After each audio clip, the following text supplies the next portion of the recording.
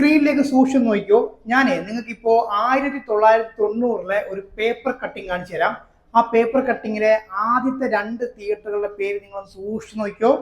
കണ്ടല്ലോ, ഈ തിയേറ്ററിലാണ് നമ്മുടെ പൃഥ്വിരാജ് സുകുമാരൻ അദ്ദേഹം പണ്ട് പോലീസിന്റെ കയ്യിൽ നിന്ന് അടിയൊക്കെ കൊണ്ടിട്ട് ക്യൂ നിന്ന് ടിക്കറ്റ് എടുത്ത് നമ്മുടെ ലാലേട്ടന്റെ സിനിമ കണ്ടത് കേട്ടോ. അതേ തിയേറ്ററിൽ അദ്ദേഹത്തിന്റെ സിനിമ 50 ദിവസം ഓടിയ അതിന്റെ സെലിബ്രേഷന്റെ ഫോട്ടോസ് ആണ് ഇപ്പൊ നിങ്ങൾ സ്ക്രീനിൽ കാണുന്നത്.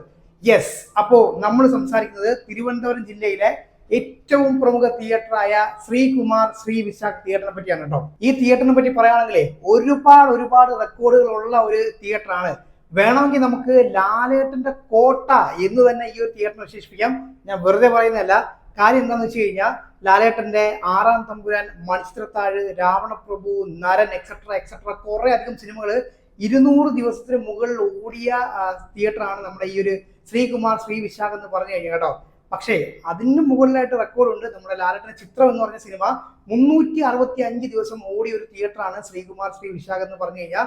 പക്ഷേ അതിനെയും കടത്തി വെട്ടിക്കൊണ്ട് നമ്മുടെ God father, evergreen hit movie God father 410 ദിവസമാണ് ഈ ഒരു തിയേറ്ററിൽ ഓടി റെക്കോർഡ് ഇട്ടത് കേട്ടോ. ഇനി റെക്കോർഡുകളെ കുറിച്ച് പറയുകയാണെങ്കിൽ ഏറ്റവും കൂടുതൽ ഓടിയ സിനിമ പ്രദർശിപ്പിച്ച തിയേറ്റർ, അതുപോലെ തന്നെ ഏറ്റവും കൂടുതൽ കളക്ഷൻ കിട്ടിയ സിനിമ പ്രദർശിപ്പിച്ച തിയേറ്റർ, അതുപോലെ തന്നെ ഒരു സൂപ്പർ സ്റ്റാറിന് തന്നെ ഏറ്റവും കൂടുതൽ ഓടിയ സിനിമ പ്രദർശിപ്പിച്ച തിയേറ്റർ, ഇങ്ങനെ ഒട്ടനവധി റെക്കോർഡുകൾ ഉള്ള ഒരു തിയേറ്ററാണ് നമ്മുടെ തിരുവനന്തപുരത്തെ ശ്രീകുമാർ ശ്രീ വിശാഖ് എന്ന് പറഞ്ഞു കഴിഞ്ഞാൽ. പക്ഷെ അതൊക്കെ നമുക്ക് തൽക്കാലത്തേക്ക് ഒന്ന് മാറ്റി നിർത്താം.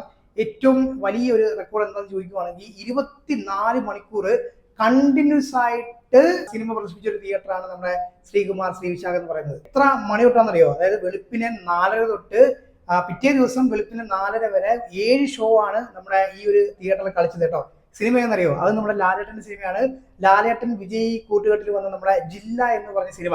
അപ്പൊ ഈ വെളുപ്പിനത്തെ ഷോയുടെ കാര്യം പറയുമ്പോൾ പെട്ടെന്ന് പറയാനുള്ള കാര്യം എന്ന് വെച്ച് കഴിഞ്ഞാൽ എനിക്ക് തോന്നുന്നത് ഈ ഒരു ശ്രീകുമാർ ശ്രീ വിശാഖ് തിയേറ്ററാണ് ശരിക്കും പറഞ്ഞാൽ ഈ ഒരു വെളുപ്പിനെയുള്ള ഷോയ്ക്ക് തുടക്കം കുറിച്ചത് എന്ന് വേണം പറയാനായിട്ട് കേട്ടോ. അപ്പോൾ അതിന്റെ സംഭവം എന്താണെന്ന് ചോദിക്കുകയാണെങ്കിൽ 2013 ജൂലൈ 5-ാം തീയതിയാണ് നമ്മുടെ സൂര്യയുടെ സിംഗം സിനിമ റിലീസ് ചെയ്തത്. അപ്പൊ ആ ഒരു സമയത്താണ് തിയേറ്ററിന്റെ ഓണേഴ്സ് എന്നാ പിന്നെ വെളുപ്പിന് ഒരു ഷോ, ഒരു 4:30 ഒരു ഷോ ഇട്ടാൽ എങ്ങനെ ഉണ്ടാവും, അങ്ങനെ അവര് 4:30 പ്ലാൻ ചെയ്തു. അത് ഹൗസ്ഫുൾ ആയിരുന്നു. അന്ന് അവർ പ്ലാൻ ചെയ്തത് ശ്രീ വിശാഖ് തിയേറ്ററിലായിരുന്നു കേട്ടോ. അപ്പൊ ഫാൻസുകാർ വീണ്ടും ചോദിച്ചു, ഒരു സ്ക്രീനും കൂടെ തരുവാണെന്നുണ്ടെങ്കിൽ അതും ഹൗസ്ഫുൾ ആകാനുള്ള ആൾക്കാർ ഇപ്പോൾ റെഡിയാണെന്ന് പറഞ്ഞു കേട്ടോ. അങ്ങനെ ശ്രീകുമാർ തിയേറ്ററിലും 4:30 ഷോ ഇട്ടു.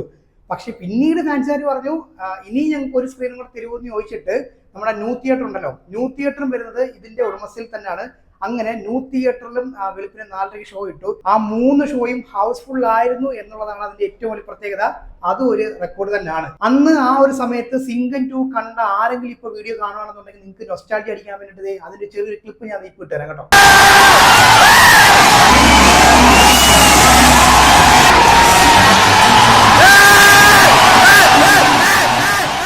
അപ്പോൾ നമുക്ക് തിയേറ്ററിന്റെ ചരിത്രത്തെ പറ്റി നോക്കാം. ആരാണ് തിയേറ്റർ തുടങ്ങിയത്, അതുപോലെ തന്നെ എന്നാണ് തിയേറ്റർ ആരംഭിച്ചത് തുടങ്ങിയ കാര്യങ്ങളൊക്കെ പെട്ടെന്ന് നോക്കാം.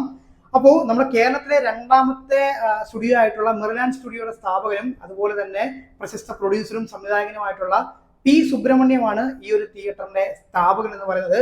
ഇനി എന്നാണ് തിയേറ്റർ തുടങ്ങിയെന്ന് ചോദിക്കുകയാണെങ്കിൽ 1948 ശ്രീകുമാർ തിയേറ്റർ തുടങ്ങിയത്. മാർച്ച് 14-ാം തീയതിയാണ് തിയേറ്റർ ഓപ്പൺ ചെയ്തത് കേട്ടോ.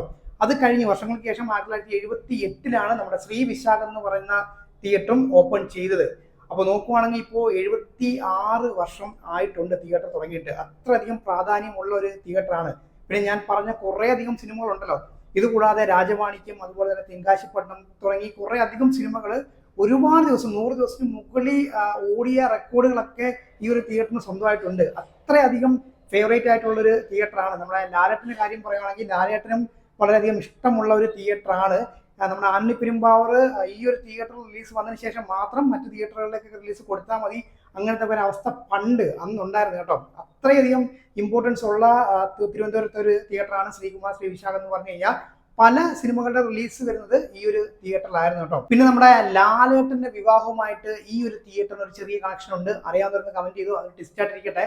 പിന്നെ നമ്മുടെ തിരുവിതാംകൂർ രാജകുടുംബാംഗങ്ങൾ ഈ ഒരു തിയേറ്ററിൽ വന്ന് സിനിമ കണ്ടിരുന്നു എന്ന് പറയുന്നുണ്ട് കേട്ടോ. അതുപോലെ തന്നെ നമ്മുടെ രാജകുടുംബാംഗങ്ങളായിട്ടുള്ള ഉത്രാടം തിരുനാൾ മാർത്താണ്ഡവർമ്മ, അതുപോലെ തന്നെ ശ്രീ ചിത്തിര തിരുനാൾ ബാലരാമവർമ്മ തുടങ്ങിയവരുടെയൊക്കെ ഫോട്ടോസ് നമുക്ക് ഈ ഒരു തിയേറ്ററിൽ ലഭ്യമായിരുന്നു എന്ന് പറയുന്നുണ്ട് കേട്ടോ. ഇനി ഞാൻ നിങ്ങൾക്ക് സ്ക്രീനിൽ കുറച്ച് സെലിബ്രിറ്റീസിന്റെ ഫോട്ടോസ് കാണിച്ചു തരാം. കുറെ പഴയ ഫോട്ടോസ് ആണ്.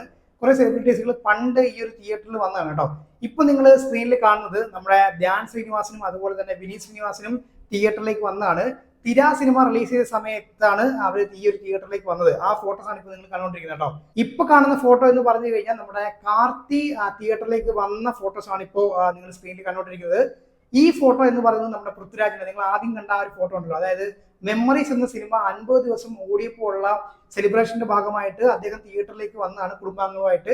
അതിന്റെ ഫോട്ടോസ് ആണ് ഇപ്പൊ നിങ്ങൾ സ്ക്രീനിൽ കാണുന്നത്.